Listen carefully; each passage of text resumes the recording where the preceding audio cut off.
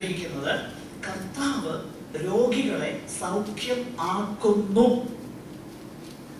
അതിന് യാതൊരു സംശയവും വേണ്ട. യേശു കർത്താവിന്റെ നാമത്തിൽ രോഗികൾ സൗഖ്യമാകും. അതന്ന് തീർന്നു പോയിട്ടില്ല. ഇന്നും കർത്താവിന്റെ നാമത്തിൽ രോഗികള് സൗഖ്യമാകുന്നു. രോഗികൾക്ക് വേണ്ടി യേശുവിന്റെ നാമത്തിൽ നമ്മൾ പ്രാർത്ഥിക്കണം. Let me make it very, very clear. രോഗസൗഖ്യം എന്നുള്ള കൃപാവരം പരിശുദ്ധാത്മാവ് സഭയിൽ പൊതുപ്രയോജനത്തിനായി നൽകിയിരിക്കുന്നു. അതിന് യാതൊരു സംശയമില്ല. 1 കൊരിന്ത്യർ 12-ാമത്തെ അധ്യായത്തിൽ അക്കാര്യം വളരെ വ്യക്തതയോടുകൂടെ നമ്മൾ വായിക്കുന്നുണ്ട്. രോഗസൗഖ്യത്തെ കുറിച്ച് ദൈവത്തിന്റെ വചനം പറയുന്ന ആ വാക്യം വേണമെങ്കിൽ പെട്ടെന്ന് എടുത്തൊന്ന് വായിച്ചിട്ട് നമുക്ക് മുൻപോട്ട് പോകാൻ തക്കവണ്ണം ആഗ്രഹിക്കുന്നു. 12-ാം അധ്യായം 17 മുതലുള്ള വാക്യങ്ങൾ വായിച്ചു.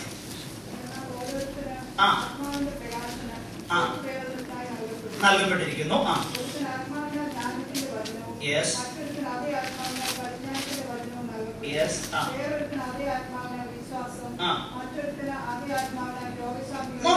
അതേ ആത്മാവിനാൽ മറ്റൊരുവൻ എന്ത് കിട്ടിയിരിക്കുന്നു? അപ്പൊ നിശ്ചയമായിട്ടും ദൈവസഭയിൽ എന്തോ ഉണ്ട്, രോഗശാന്തി വരമുണ്ട്. Make no mistake about that. Make no mistake about that. രോഗശാന്തി വരം ദൈവസഭയിൽ ദൈവത്തിന്റെ പരിശുദ്ധാത്മാവിന്റെ ഒരു കൃപ വരമാണ്. അത് ഒരുപക്ഷെ എല്ലാവർക്കും ഇല്ലെന്ന് വരാം. പക്ഷെങ്കിൽ we should desire for that and we should pray for sick people. We should pray for sick people. നമ്മുടെ രോഗികൾക്ക് വേണ്ടി അതുകൊണ്ട് പ്രാർത്ഥിക്കണം. രോഗികളുടെ മേൽ കൈവച്ച് ദൈവം അവർക്ക് സൗഖ്യം നൽകും. പ്രിയമുള്ളവരെ, വളരെ അത്ഭുതകരം. എനിക്കറിയത്തില്ല, ഞാനീ പറയുന്നത് എന്റെ ഈ കൊച്ചു ജീവിതത്തില് വളരെ അത്ഭുതകരമാകുന്ന ദൈവിക രോഗശാന്തി ഞാൻ അനുഭവിച്ചിട്ടുണ്ട്, ഞാൻ കണ്ടിട്ടുണ്ട്, ഞാൻ സാക്ഷ്യം വഹിച്ചിട്ടുണ്ട്. എനിക്ക് ഭയങ്കര സന്തോഷമാണ്. നിങ്ങൾ എനിക്കറിയത്തില്ല, എന്നെക്കാളുള്ള ഒരു പക്ഷേ അതിലും സ്പെക്ടാക്കുലർ അനുഭവങ്ങൾ നിങ്ങൾ അനുഭവിച്ചിട്ടുണ്ടായിരിക്കാം. വളരെ സത്യമാണ്. കാരണം ദൈവത്തിന്റെ പരിശുദ്ധാത്മാവിന്റെ ഒരു കൃപ ദാനമാണ് രോഗശാന്തി വരം. അത് ദൈവസഭയിലുണ്ട്. അത് തീർന്നു പോയിട്ടില്ല. അത് ഓപ്പറേറ്റ് ചെയ്യപ്പെടണം. അതിനായി നമ്മൾ പ്രാർത്ഥിക്കണം കേട്ടോ. അത് വളരെ വ്യക്തതയോടെ ഞാൻ പറയട്ടെ. അപ്പോൾ ആ രോഗശാന്തി വരം ഒരർത്ഥത്തിൽ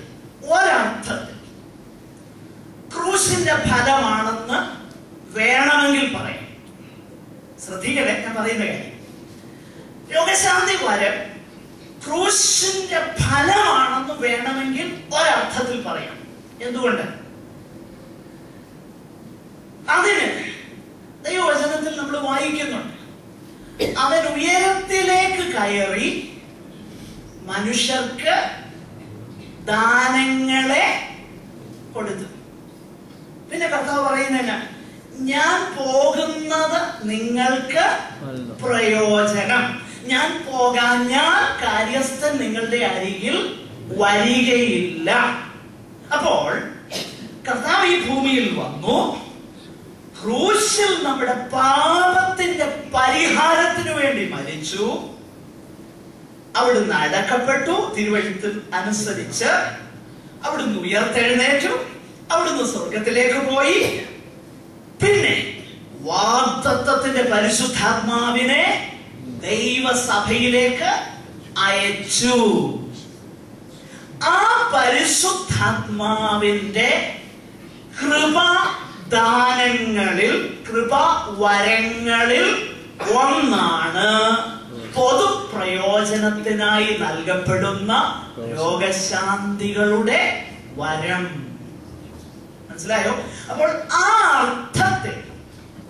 അർത്ഥത്തിൽ ക്രൂശ് മുഖാന്തരം, ആ അർത്ഥത്തിൽ ക്രൂശിന്റെ ഫലമായി അത് ലഭിച്ചത്. അങ്ങനെ വരുമ്പോൾ ക്രൂശിന്റെ ഫലമായിട്ടവർക്ക് എല്ലാം ലഭിച്ചത്. എന്നാൽ ഞാൻ ആ കാര്യം അല്പം കൂടെ വിശദമാക്കി. ഇന്ന് വേറെ ഭാഗം നമ്മൾ പഠിച്ചില്ല. ഈ കാര്യമൊക്കെ വിശദമാക്കി പോകേണ്ടതിന്റെ ആവശ്യകതയുണ്ട്. കാരണം അല്ലെങ്കിൽ ഒത്തിരി തെറ്റിദ്ധാരണകളും ദുരുപദേശം പഠിപ്പിച്ചെന്നും ഒക്കെ ഈ അച്ചോ മുറിയും കേട്ടേച്ച് ഔട്ട് ഓഫ് കോണ്ടെക്സ്റ്റ് എന്ന് പുറത്താരോടെങ്കിലും പറഞ്ഞു കഴിഞ്ഞാൽ അയ്യോ അയാൾ അത് പറഞ്ഞു, അയാൾ പണ്ടേ പറയുമെന്ന് ഞങ്ങൾക്ക് അറിയാമെന്ന് പറയും. അപ്പൊ അതുകൊണ്ട് ആ കാര്യം ഒന്നൊന്ന് വ്യക്തത, അതിനൊരു ക്ലാരിറ്റി ഉണ്ടാകണം ദൈവവചനത്തിൽ നിന്ന്. ഇത്രയും കാര്യം മനസ്സിലായല്ലോ. ദൈവത്തിന്റെ പരിശുദ്ധാത്മാവിന്റെ ദാനങ്ങളിൽ ഒന്നാണ് എന്ത്? രോഗശാന്തി വരം. അതിന് യാതൊരു സംശയവുമില്ല.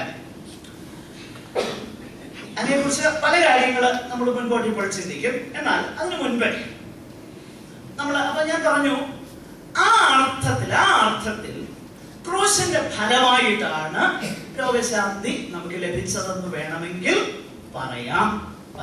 ആ അർത്ഥത്തിൽ എന്റെ വാക്കുകളെ നിങ്ങൾ വളരെ ശ്രദ്ധിച്ചു. എന്നാൽ പ്രശ്നം എവിടാണെന്നറിയാം. പ്രശ്നം മറ്റൊന്നുമല്ല.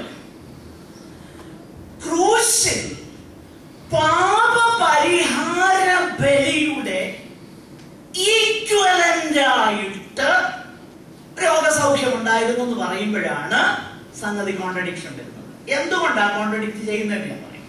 നമുക്ക് യെശയ്യാവിന്റെ പ്രവചനത്തിലേക്ക് ഒന്ന് കടന്നു പോകാം.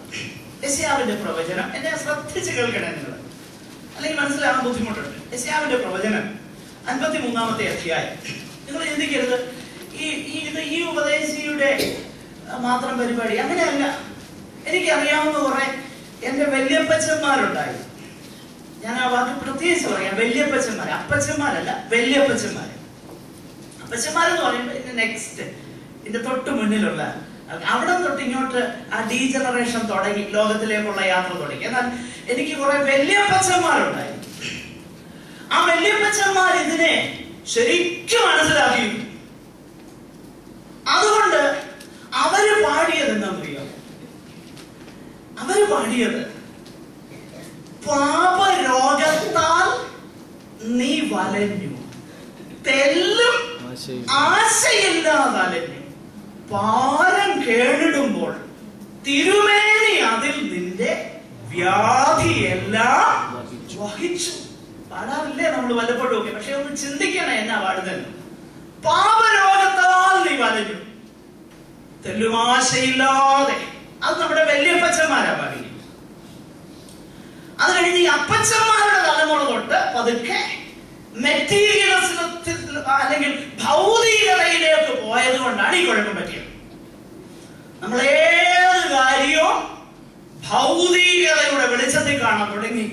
ഏറ്റവും സേക്രഡ് ആയിട്ടുള്ള, വിശുദ്ധമായിട്ടുള്ള, ഒന്നോർത്തെ, ദൈവം തന്റെ പുത്രനെ കൈവിടാതെ നമ്മുടെ പാപത്തിന് പരിഹാരം ഉണ്ടാകുകയില്ലെന്ന് വന്നപ്പം തന്റെ സ്വഭാവത്തെ കോംപ്രമൈസ് ചെയ്യാതെ, നീതിയും വിശുദ്ധിയും കോംപ്രമൈസ് ചെയ്യാതെ, സന്ധി ചെയ്യാതെ, പാപം ചെയ്യുന്ന ദേഹി മരിച്ചേ കഴിയൂ എന്ന തിരുവെഴുത്തിന് മാറ്റം വരാതെ പുത്രനെ തകർത്ത് കളഞ്ഞത് പാപത്തിന്റെ പരിഹാരത്തിന് വേണ്ടിയിട്ടായിരുന്നു.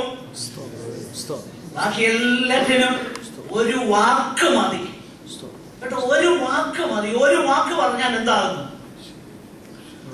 രോഗസൗഖ്യമോ പാട്ട് കർത്താവിന്റെ. അതുകൊണ്ടാണ് പിന്നീട് അപ്പോസ്തലന്മാര് സുഖമാക്കുമ്പോൾ നിന്റെ അടിപ്പിണരുകളാൽ സൗഖ്യം വന്നിരിക്കുന്നു എന്ന് കോട്ട് ചെയ്തല്ലേ പറഞ്ഞത്. നോ, നസ്രയനാകുന്ന യേശുവിന്റെ നാമത്തിൽ എഴുന്നേറ്റ് നടക്കുക. നാമത്തിൽ